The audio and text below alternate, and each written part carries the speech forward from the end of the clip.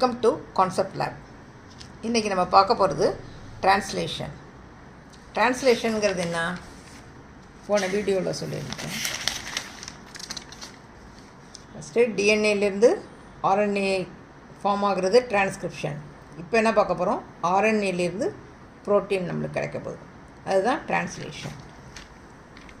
It is a process by which base sequence of DNA transcripted to the mRNA is interpreted into amino acid sequence of a polypeptide chain. இந்த amino ஆசிட்ஸ்லாம் சேர்ந்தது தான் என்னது? Protein அப்படிங்கிறது. அது எப்படி நடக்குதுங்கிறத பார்ப்போம். First one activation of amino acid, second transfer of activated amino acid to tRNA.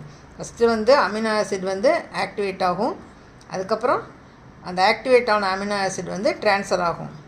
எதுக்கு? டிஆர்என்ஏக்கு. அடுத்த third point initiation of polypeptide chain, அடுத்த elongation, termination. First one activation of amino acid. Amino acid building block of protein present in cytoplasm. Amino ஆசிட்ங்கிறது என்னன்னு கேட்டிங்கன்னா building block of protein. அது எங்கே present ஆகிருக்கும்? சைட்டோபிளாசத்தில் ப்ரெசென்ட் ஆகிருக்கும்.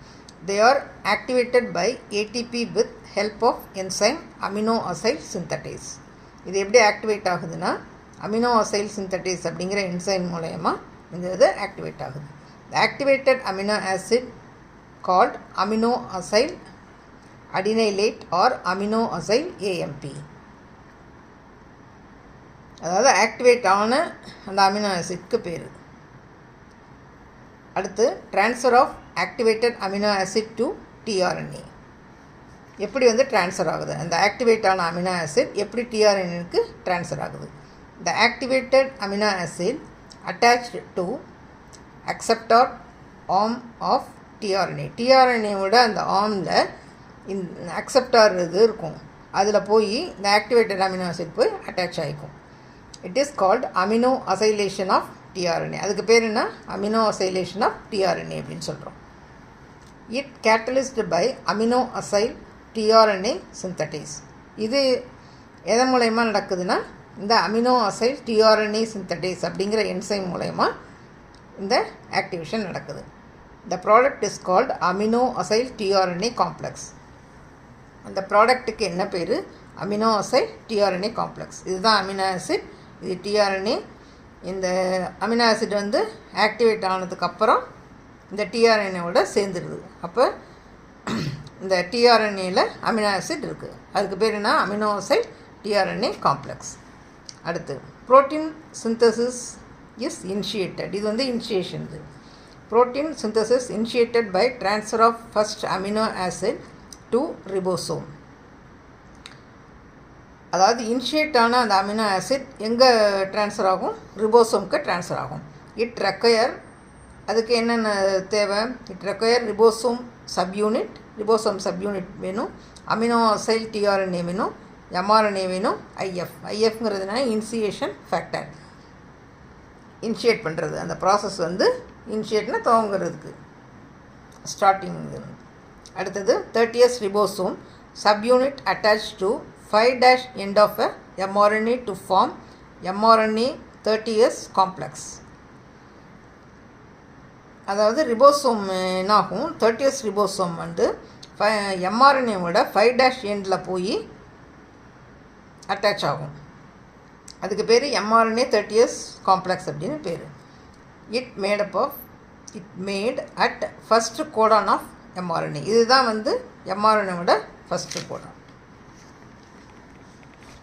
அடுத்து இதான் 30s ரிபோசோம். 30s ரிபோசோம் இது என்னது? எம்ஆர்என்ஏ. அந்த 30s ரிபோசோம் எம்ஆர்என்ஏவோட போய் அட்டாச் ஆகிக்கும். The first codon of mRNA always AUG methionine. எப்பொழுதுமே ஃபஸ்ட்டு கோடான் எம்ஆர்என்ஏல என்னவாக இருக்கும்? ஏயுஜியாக இருக்கும். அடுத்து த டிஆர்என்ஏ ஹேவிங் ஆன்டிகோடான். டிஆர்என்ஏல என்ன இருக்கும்? ஆன்டிகோடான் நம்மளுக்கு இருக்கும். UAG transport methionine to 30s ribosome and attached itself to initiation codon on mRNA. அதாவது இந்த 30s ரிபோசோம் உள்ளே நுழைஞ்ச உடனே அதுக்கு தகுந்த ஆன்டிகோடான் வந்து எதில் வரும்? mRNAவில் வரும். It form a 30S pre-initiation complex. இது என்னத்தை ஃபார்ம் பண்ணுது? 30S ப்ரீ-இனிஷியேஷன் காம்ப்ளெக்ஸை நம்மளுக்கு ஃபார்ம் பண்ணுது. இதான் டயக்ராம். இதுதான் இதுதான் ஆன்டிகோடான். ஆன்டிகோடான்ங்கிறது எதில் இருக்கும்? டிஆர்என்ஏயில் இருக்கும். கோடான் வந்து எதில் இருக்கும்? ரிபோசோமில் இருக்கும். 30S join to 50S subunit form initiation complex. It form 70S ribosome. அதாவது 30S போய் என்ன ஆகும்? 50S ரிபோசோமோட 50S சப்யூனிட்டோடு சேர்ந்து இனிஷியேஷன் காம்ப்ளெக்ஸை நம்மளுக்கு ஃபார்ம் பண்ணும். அதில் 2 இருக்கும். 2 slot for entry of amino acyl tRNA. 2 slot இருக்கும். ஒன்று வந்து பி சைட், இன்னொன்று வந்து ஏ சைட். பி சைட்டுங்கிறது என்னது? பெப்டைடல் சைட்டை. ஏங்கிறது அமினோ அசைல் சைட்டை. Met tRNA is attach to P site of 70S ribosome. அந்த ரிபோசோம் 70S ரிபோசோம் வந்து ஃபார்ம் ஆகுது இல்லையா? அந்த 2 சப்யூனிட்டும் சேர்ந்து நம்மளுக்கு 70S ரிபோசோம் ஃபார்ம் ஆகும். அதோட இந்த 70S ரிபோசோமோட பி சைட்டில் போய் இந்த ஆக்டிவேட் ஆன டிஆர்என்ஏ என்ன ஆகும்? போய் அட்டாச் ஆகிடும். இதுதான் வந்து இனிஷியேஷன். அடுத்தது elongation. A peptide bond is formed between first amino acid of site P and second amino acid of A side.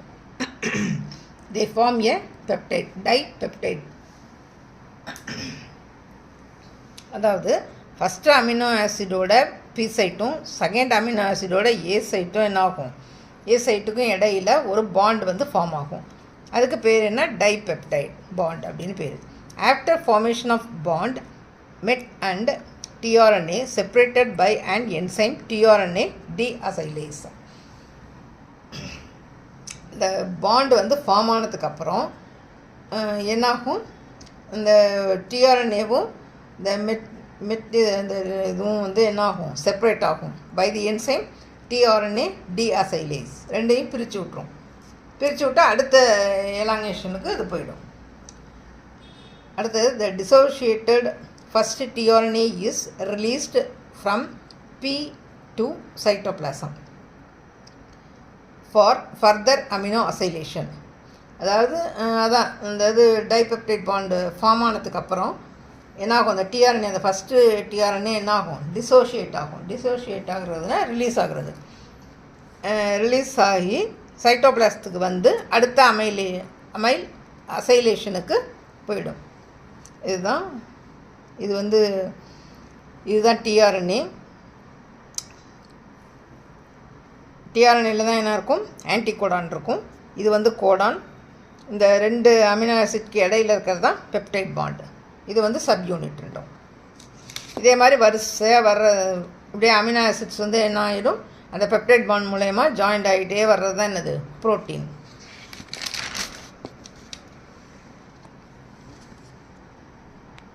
அடுத்த termination.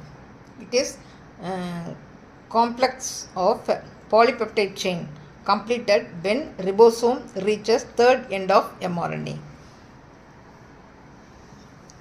3' end have stop codon or termination codon. அதாவது இந்த டெர்மினேஷன் அந்த இது வந்த உடனே அந்த 3' எண்டில் அந்த பாலிபெப்டைட் செயின் வந்து கம்ப்ளீட் ஆன உடனே அந்த ரிபோசோம் என்ன ஆகும்? அந்த எம்ஆர்என்ஏவோட 3' எண்டுக்கு போயிடும். போன உடனே அங்கே இருக்கிற ஸ்டாப் கோடான் என்ன பண்ணிடும்? அடுத்த அமினோ ஆசிட் ஆக்டிவேட் ஆகிறத என்ன பண்ணிடும்? ஸ்டாப் பண்ணிடும். அதுக்கு பேர் தான் என்னது? ஸ்டாப் கோடான். அதோட பேஸ் வந்து யூஏஜி. அது பேர் ஆம்பர். யூஏஏ அப்படிங்கிறது ஆர்ச்சர். ஆர் யூஜிஏ அப்படிங்கிறது ஓப்பல் கோடான். இதெல்லாம் stop Godan. It is helped by terminating protein factors RF1, RF2, RF3, CTP. இதெல்லாம் வந்து டெர்மினேட்டிங் பண்ணுற ஃபேக்டர்ஸ், ப்ரோட்டீன் ஃபேக்டர்ஸ். இதெல்லாம் RF1 அது releasing factor 1, releasing factor 2, releasing factor 3. After release of polypeptide chain, 70S dissociate 50S and 30S. அதாவது இந்த polypeptide chain வந்து என்ன ஆகும், இப்படியே வெளியில் வந்து ரிலீஸ் ஆகி வந்தவுடனே இந்த சப்யூனிட் ரெண்டும் ஜாயிண்ட் ஆகிருந்துச்சு இல்லையா, 50s and 30s, அது ரெண்டும் என்ன ஆகிடும், டிசோசியேட்னா அது தனித்தனியாக போயிடுறது. 50s தனியாக, 30s தனியாக போய்டும். It is used again in formation of another initiation complex. இந்த ரெண்டும் என்ன ஆகும், இந்த ரெண்டு சப்யூனிட்டும் போய் அடுத்தது இனிஷியேஷன் காம்ப்ளெக்ஸ்க்கு அங்கே போய்டும். இதுதான் கம்ப்ளீட்டட் பாலிபெப்டைட். இது பாலிபெப்டைட் செயின் ரிலீஸிங் ஃபேக்டர். இதெல்லாம் இதுதான் ஸ்டாப் கோடான். இந்த வீடியோ பிடிச்சிருந்துச்சுன்னா லைக் பண்ணுங்கள், சப்ஸ்கிரைப் பண்ணுங்கள்.